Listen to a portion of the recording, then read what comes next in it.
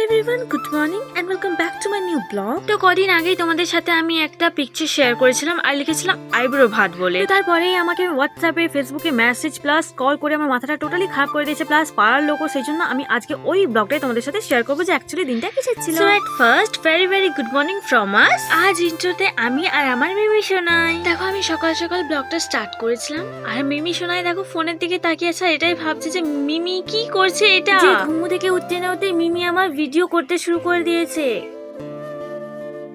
তারপর দেখো গুড গার্লের মতো কি সুন্দর নিজে খাবারটা ফিনিশ করছিল। তারপর আমি আর সোনাই চলে গেছিলাম উপরে, আর উপরে দেখি না দাদা ভাইরা চলে এসেছিল বেলুন ডেকোরেট করতে। আর এখানে প্রায় অনেকগুলো বেলুন ফুলিয়ে রেডি করা হয়ে গেছে। আর এদিকে দেখো অনেক এখনো বেলুনস ফোলানো আছে, যেগুলো কিনা সিঁড়িতে দেওয়া হবে, এখনো দেওয়া হয়নি এগুলো। আর এদিকে সোনাই তার ছোট মিমির সাথে কেমন করে হরে কৃষ্ণ করছে দেখো। তোমরা কি পারবে এত সুন্দর হরে কৃষ্ণ করতে?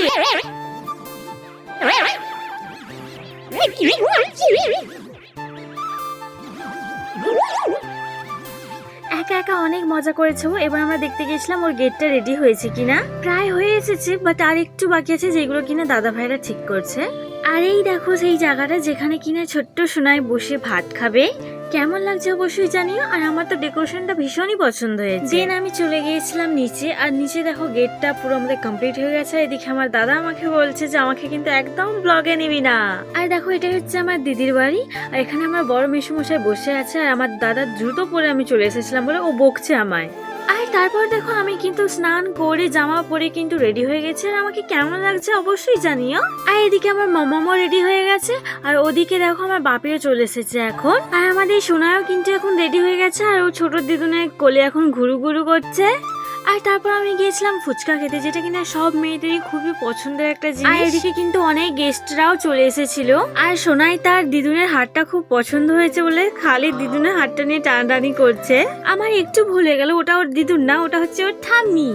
আর সোনাই মামাম রেডি হয়ে গেছে, মানে আমার বোনছি আর আমার দিদি, আর দুজনকেই কি সুন্দর মিষ্টি লাগছে।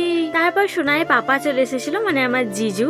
আর তোমরা একটা জিনিস নোটিস করো, মামামের কোলেও যেমন ছিল আর পাপার কোলে দেখো কত স্মাইলিং করছে। এটাই বোঝা যায় যে মেয়েরা সত্যি বাপিকে একটু বেশি ভালোবাসে। আর সোনাই কেমন করছে দেখো, ব্লগ এডিট করার সময় আমার এত হাসি পাচ্ছে ওকে দেখে, মানে কি বলবো, জাস্ট কিছু বলার নেই। আর দেখো এটা ছিল ওর প্রথম ড্রেস, আর ও কতবার ড্রেস চেঞ্জ করে তোমরা জাস্ট দেখতে থাকো। আর এটা দেখো এটা হচ্ছে ওর সেকেন্ড ড্রেস, যেটা কিনা ওর প্রচন্ড পছন্দ হয়েছে, খালি জামার দিকেই তাকিয়ে আছে ও। আর এই দেখো সেই মহাদেবের দর্শন, যে কিনা আমাকে খালি হাসি রিয়াক্ট দেয় আর হাসি হাসি কমেন্ট করে।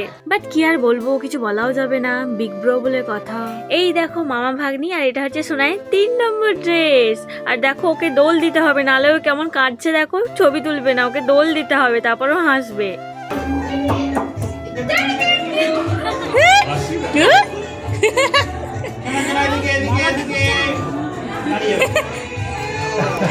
ওকে দোল দিতে হবে অমন করে। দেখেছো কতটা দুষ্টু হয়েছে, দোল দিতে হবে তারপরেও ছবি তুলবে। সত্যি বলতে আমি ভিডিওটা এডিট করছি, বাট এর এমন মুভমেন্ট দেখে আমার এতটা হাসি পাচ্ছে, মানে প্রচন্ড মজা লাগছে এডিট করতেও। আর দেখো সোনাইয়ের এই থালার সামনেই কিন্তু আমি বসে ছবিটা তুলেছিলাম, আর এখানে অন্নপ্রাশন লেখা আছে। আর দাদা বলেছিল আরে বোন ওটা পাপড় দিয়ে চাপা দিয়ে দে অন্নপ্রাশনটা, তাহলে বোঝা যাবে না। তাই আমি বঞ্চির মালা পরে বঞ্চির খাবারের সামনে বসে ছবিটা ক্লিক করতে দিয়েছিলাম দিদিকে, আর যার জন্য এত কিছু। যাই হোক, তারপর আমি দাদা আর সোনাই বসে পড়েছিলাম ছবি ক্লিক করতে।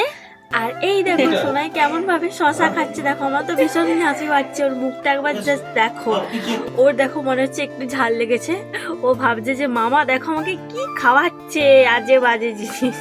আমি খাবো পায়েস আর আমাকে দিচ্ছে ডাল ভাত। তারপরে দেখো সোনার মুখটা কেমন স্যাডি হয়ে গেল। তারপর আবার শুধু পায়েস দিতে কি সুন্দর খেয়ে নিচ্ছে দেখো, লক্ষ্মী সোনার মতো। তারপর দেখো এটা ছিল 4 নম্বর ড্রেস, যেটা কিনা পুরো রেনবো কালার, সব রকমের কালার এতে আছে, খুবই কিউট লাগছে আমার সোনাইকে। আর সোনাই এখন তার মিমির সঙ্গে বেরু করছে, কারণ ভিতরে প্রচন্ড গরম ছিল, সেই জন্য ওকে আমি একটু বেরু করাচ্ছিলাম। আর আমাদের দুই মাসি বোনজিকে কেমন লাগছে অবশ্যই কমেন্টে জানিও। আর এই দেখো সোনাইয়ের জন্য ছোট্ট একটা আমাদের তরফ থেকে গিফট। তারপর আমরা গেছিলাম খেতে, আর এটা ছিল সোনাইয়ের মেনু কার্ড। তারপর আমরা তাড়াতাড়ি করে খেয়ে নিচ্ছিলাম। এবার যাবো আমরা বাড়ি। দিদি আরে অনেক করে থাকতে বলেছিল, বাট আমার তো কাল পড়ানো আছে, তো থাকা যাবে না।